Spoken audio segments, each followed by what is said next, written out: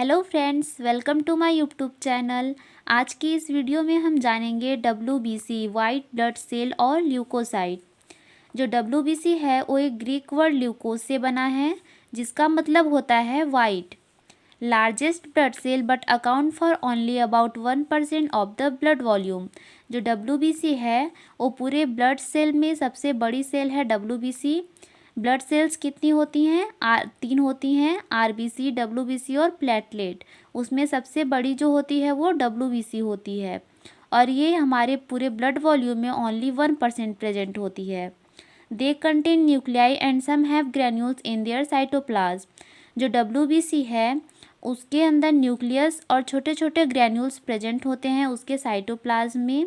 इससे पहले वाले वीडियो में मैंने बताया था कि RBC में न्यूक्लियस प्रेजेंट नहीं होता है, पर WBC में न्यूक्लियस प्रेजेंट होता है।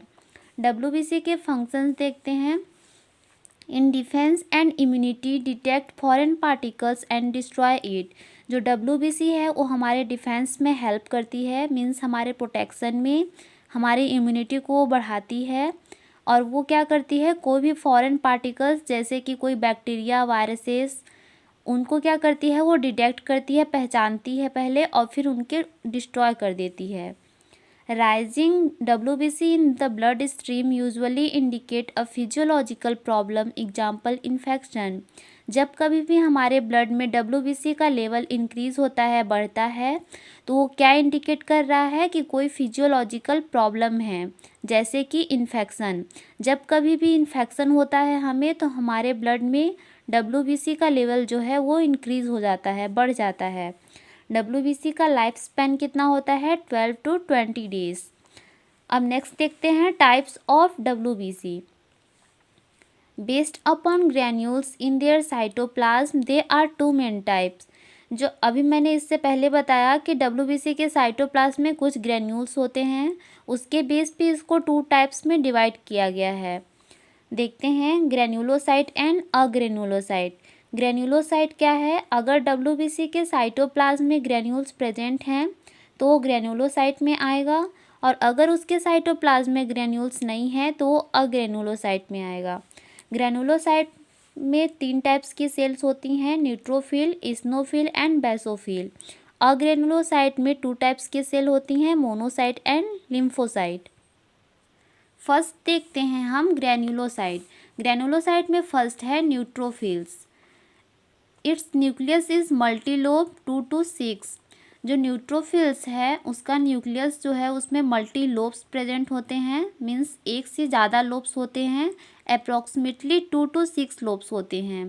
जो न्यूट्रोफिल्स है वो पूरे ब्लड में, मीन्स WBC में, टोटल WBC में 40 to 75% होते हैं। If the level of neutrophils falls down in its normal level called neutropenia। जो न्यूट्रोफिल्स का नॉर्मल लेवल होता है WBC में, अगर उससे वो कम हो रहा है, फॉल हो रहा है, तो उस कंडीशन को बोलते हैं neutropenia. If the level of neutrophils increases in its normal level called न्यूट्रोफिलिया। और अगर न्यूट्रोफिल्स का लेवल जो है वो इंक्रीज़ हो रहा है उसके नॉर्मल लेवल से, तो उस कंडीशन को बोलते हैं neutrophilia. It prevents foreign particles such as microbes from entering our body. जो न्यूट्रोफिल्स है वो भी एक WBC का ही टाइप है, सो वो भी हमारे प्रोटेक्शन में हेल्प करती है। ये क्या करती है, जो भी फॉरेन मटेरियल हैं जो हमारे लिए हार्मफुल हैं, माइक्रोब्स, उनको हमारी बॉडी में इंटर करने से प्रिवेंट करती है, रोकती है। Attack in large number to any area of infection by chemical called chemotoxin released by damage cell. इसका ये मतलब है कि जब कोई हमारी डैमेज सेल होती हैं, जब हमें इंजरी होती है या फिर कोई फॉरेन पार्टिकल्स हमारे बॉडी में इंटर कर जाते हैं, तो जो हमारे सेल को डैमेज करते हैं उन डैमेज सेल्स के थ्रू एक केमिकल रिलीज होती है जिसे कीमोटॉक्सिन बोलते हैं। इन कीमोटॉक्सिन की वजह से हमारे जो न्यूट्रोफिल्स होते हैं वो काफ़ी लार्ज नंबर पे अटैक करते हैं इन्फेक्शन एरिया पे, मीन्स माइक्रोब्स पे। They are lysosome containing enzyme to digest और इंगल्फ माइक्रोब्स बाय फेगोसाइटोसिस। जो न्यूट्रोफिल्स है उसके अंदर जो लाइसोसोम होता है उसमें एक एंजाइम होता है जो क्या करता है, जितने भी माइक्रोब्स होते हैं उन्हें डाइजेस्ट या फिर इंगल्फ कर लेता है। और किस प्रोसेस के थ्रू करता है वो, फैगोसाइटोसिस। फैगोसाइटोसिस क्या है, सेल को इंगल्फ कर लेना। इसको इस स्ट्रक्चर में समझते हैं फैगोसाइटोसिस प्रोसेस को। ये एक न्यूट्रोफिल्स का नॉर्मल स्ट्रक्चर है और ये फैगोसाइटोसिस के प्रोसेस को दिखाया गया है। इसमें देखते हैं ये न्यूट्रोफिल्स है, ये क्या है, इसके साइड में रिसेप्टर्स प्रेजेंट होते हैं न्यूट्रोफिल्स के आउटर लेयर पे। वो क्या किया, बैक्टीरिया है ये, फॉरेन पार्टिकल्स, इसको पहले वो एंडोसाइटोसिस के थ्रू अपने अंदर लेते हैं। देन वो फैगोसोम्स क्या होते हैं, उनको इंगल्फ कर लेते हैं अपने अंदर।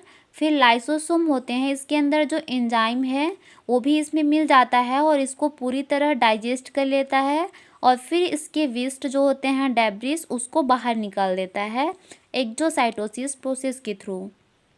Neutrophils increases in their number during infection, leukaemia, heavy smoking और metabolic disorder like diabetic ketoacidosis. Neutrophils जो होते हैं वो अपने नंबर में तभी इंक्रीज होते हैं जब कोई इन्फेक्शन हो या फिर ल्यूकेमिया मीन्स ब्लड कैंसर, या कोई हैवी स्मोकिंग कर रहा है उस टाइम पे, या कोई मेटाबॉलिक डिसऑर्डर है जैसे कि डायबिटिक कीटोएसिडोसिस। इन सारे कंडीशन में जो न्यूट्रोफिल्स का लेवल है वो इंक्रीज होता है। सेकेंड ग्रेनुलोसाइट देखते हैं इस्नोफिल, 1 to 6%। जो इस्नोफिल का नॉर्मल लेवल है WBC में वो 1 to 6% होता है। Less active than neutrophils but capable of phagocytosis कैस एसिडिक डाई। जो इस्नोफिल है वो न्यूट्रोफिल्स के कंपैरिजन में थोड़ा कम एक्टिव होता है, बट ये कैपेबल होता है फैगोसाइटोसिस प्रोसेस के लिए। जो इस्नोफिल है वो भी फैगोसाइटोसिस का प्रोसेस कर सकता है। इसके अंदर एक एसिडिक डाई प्रेजेंट होता है। Special role in the elimination of parasite such as worms and allergic reaction. जो इस्नोफिल है उसका एक स्पेशल फंक्शन ये है कि कोई पैरासाइट है जो माइक्रो ऑर्गेनिजम्स का ही एक टाइप है, अगर ये हमारी बॉडी में इंटर करता है जैसे कि वॉर्म्स, तो उसके एलिमिनेशन में ये हेल्प करता है। ये इस्नोफिल का नॉर्मल स्ट्रक्चर है जो न्यूट्रोफिल्स की तरह ही है। Their granules contain a toxic chemicals that is released when they combine with infecting organisms। ये जो इस्नोफिल है इसके जो ग्रैन्यूल्स दिख रहे हैं छोटे छोटे, प्राइमरी ग्रैन्यूल्स, सेकेंडरी ग्रैन्यूल्स, इसमें क्या होता है, एक टॉक्सिक सब्सटेंस होता है केमिकल, जो तब रिलीज होता है जब ये किसी इन्फेक्टिंग माइक्रो ऑर्गेनिज्म से बाइंड करता है। और ये क्या कर जब बाइंड करता है तो इससे क्या निकलते हैं, टॉक्सिन्स, जो कि क्या करते हैं, माइक्रो ऑर्गेनिज्म को डाइजेस्ट कर लेते हैं। Third is basophil, 0 to 2%। ये बहुत ही कम अमाउंट में प्रेजेंट होते हैं। Rise in number is seen in allergic और एक्यूट हाइपर सेंसिटिविटी रिएक्शन। ये जो बेसोफिल हैं वो तब इंक्रीज होते हैं जब कोई एलर्जिक रिएक्शन हो, जिसे हाइपर सेंसिटिविटी रिएक्शन बोलते हैं। Allergic condition like flushing, nausea, difficulty in breathing, back pain, ये सब एलर्जी के सिम्टम्स हैं। Basophil are released by an allergen. ये रिलीज कैसे होते हैं, इनको एलर्जन स्टिमुलेट करते हैं, स्टिमुलस का काम करते हैं, फिर बेसोफिल रिलीज होते हैं। एलर्जन क्या होते हैं, जब बॉडी को किसी चीज़ से एलर्जी होती है और अगर वही सब्सटेंस हमारे बॉडी में इंटर करे तो वो एलर्जन का काम करती है और वो बेसोफिल को जाके स्टिमुलेट करती है और वो क्या करती है, एलर्जी कॉज करती है। Produce heparin, histamine. जो बेसोफिल है वो 2 टाइप्स के सब्सटेंस प्रोड्यूस करती है, हेपेरिन एंड हिस्टामिन। हिस्टामिन क्या है, इन्फ्लामेटरी एजेंट है जो इन्फ्लामेटरी प्रोसेस के थ्रू रिलीज होता है, और ये एंटीकोगुलेंट का काम करता है हेपेरिन, जो ब्लड को क्लॉट नहीं होने देता है। Important role in healing process. जो बेसोफिल है वो हीलिंग प्रोसेस में भी बहुत इंपॉर्टेंट रोल प्ले करता है। मास सेल्स, जो बेसोफिल है वो मास सेल्स भी रिसेंबल करता है, जो मास सेल को है वो बेसोफिल बनाता है। Found in tissue do not enter the blood stream. जो मास्ट सेल है वो ब्लड में नहीं पाया जाता है, वो ज़्यादातर टिश्यू में प्रेजेंट होता है। ये बेसोफिल का स्ट्रक्चर है। सेकेंड देखते हैं हम अग्रेनुलोसाइट। अग्रेनुलोसाइट मीन्स इसके साइटोप्लाज्म में ग्रैन्यूल्स प्रेजेंट नहीं हैं।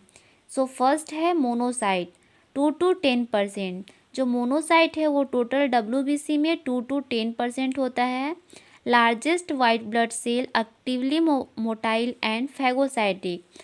जो मोनोसाइट है वो जितने भी WBC की टाइप्स थी, neutrophils, basophil, eosinophil, monocyte, lymphocyte, उन सब में सबसे बड़ी जो है वो मोनोसाइट होती है, जो कि मोटाइल होती है, मीन्स ये मूवमेंट करने में कैपेबल होती है, और फैगोसाइटिक होती है, मतलब ये भी फैगोसाइटिक का प्रोसेस करती है। If they are increase in their normal level, this condition called monocytosis. जब कभी भी मोनोसाइट का जो लेवल है वो नॉर्मल लेवल से इंक्रीज होता है तो उस कंडीशन को मोनोसाइटोसिस बोलते हैं। Some migrate into the tissue where they develop into macrophages and clean up dead cells by phagocytosis. जो मोनोसाइट होती हैं वो टिश्यू में मूव करती हैं, माइग्रेट कर लेती हैं, और वहाँ पे वो मैक्रोफेजेस के फॉर्म में डेवलप हो जाती हैं, और वो क्या करती हैं, जितनी भी डेड सेल्स होती हैं, डेब्रिस होती हैं, सेलुलर डेब्रिस और वेस्ट, उनको फैगोसाइटोसिस प्रोसेस के थ्रू क्लीन करती हैं। Rise in number seen in chronic infection. Monocyte के लेवल तब इंक्रीज होता है जब कोई क्रॉनिक इन्फेक्शन हो। Central role in non specific and specific body defense and factors important in inflammation and repair. जो मोनोसाइट है वो बहुत ही इम्पॉर्टेंट रोल प्ले करती है डिफेंस में, और ये क्या है, इन्फ्लामेशन और रिपेयर के लिए एक बहुत ही इम्पॉर्टेंट फैक्टर है। सेकेंड देखते हैं लिम्फोसाइट 15 to 40%। जो लिम्फोसाइट का लेवल है टोटल WBC में वो 15 to 40% होता है। Smaller than monocyte, have a large nuclei with low cytoplasm. जो लिम्फोसाइट है उसका क्या है, न्यूक्लियस बड़ा होता है पर साइटोप्लाज्म कम होता है। Some circulate in blood but most are found in the tissue, lymphatic tissue such as lymph nodes and spleen. जो लिम्फोसाइट होते हैं वो कुछ अमाउंट में ब्लड में प्रेजेंट होते हैं, और ज़्यादातर वो टिश्यू में प्रेजेंट होते हैं, जो कि लिम्फेटिक टिश्यू में होते हैं। लिम्फेटिक टिश्यू जैसे कि लिम्फ नोड्स और spleen. Rise in number seen in viral infection and chronic infection. जो लिम्फोसाइट है उसका लेवल तब इंक्रीज होता है जब कोई क्रॉनिक इन्फेक्शन हो या फिर वायरल इन्फेक्शन हो। इसमें लिम्फोसाइट का डायग्राम देख सकते हैं, ये इसका न्यूक्लियस है जो बहुत ही बड़ा है, इसमें स्पेसेस कम होते हैं साइटोप्लाज्म के लिए। Types of lymphocyte. Lymphocyte again divided होता है 2 टाइप्स में, T lymphocyte and B lymphocyte. First देखते हैं हम टी लिम्फोसाइट, जिसे टी सेल भी बोलते हैं। टी क्या इंडिकेट करता है, थाइमस। देखते हैं, produced in bone marrow and some lymphatic tissue but mature in thymus gland. जो टी सेल होती हैं वो प्रोड्यूस होती है बोन मैरो में और कुछ लिम्फेटिक टिश्यू में। उनका फॉर्मेशन जो होता है वो बोन मैरो में या लिम्फेटिक टिश्यू में होता है, पर ये मैच्योर कहाँ होती हैं, थाइमस ग्लैंड में। सो इसलिए इसको टी से इंडिकेट किया जाता है, क्योंकि इनका जो मैच्योरेशन है वो थाइमस ग्लैंड में होता है। सो टी क्या इंडिकेट करता है, thymus, T cell. T cell provide cell mediated immunity. जो टी सेल है वो सेल मेडिएटेड इम्यूनिटी प्रोवाइड करता है। जब इम्यूनिटी के चैप्टर में आप पढ़ेंगे, इम्यूनिटी 2 टाइप्स की होती है, cell mediated and antibody mediated. तो जो हमारी टी सेल है वो सेल मेडिएटेड इम्यूनिटी प्रोवाइड करती है। नेक्स्ट देखते हैं बी सेल। बी क्या इंडिकेट करता है, bone marrow. Produced and mature in bone marrow. जो बी सेल है वो प्रोड्यूस भी होती है बोन मैरो में और मैच्योर भी होती हैं बोन मैरो में।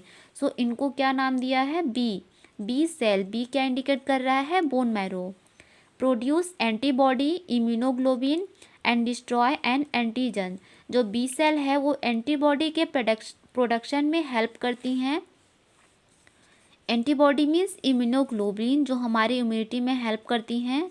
क्या करती हैं वो, एंटीजन को डिस्ट्रॉय करती हैं।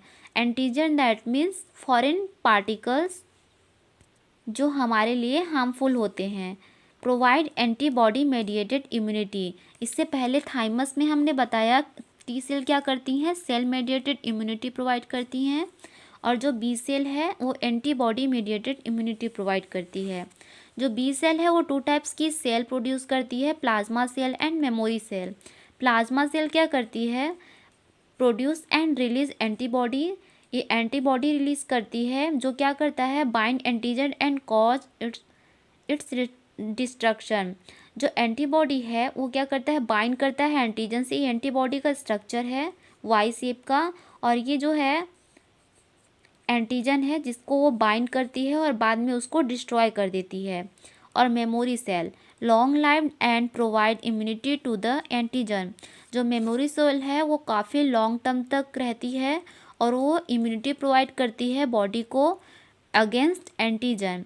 जो मेमोरी सेल है वो हेल्प करती है किसी भी फॉरेन पार्टिकल्स के रिकॉग्निशन में, उसको पहचानने में हेल्प करती है। आज के वीडियो में इतना ही। अगर आपको मेरी वीडियो अच्छी लगी हो तो प्लीज़ चैनल को लाइक, सब्सक्राइब और शेयर ज़रूर करें। Thank you so much for watching my video.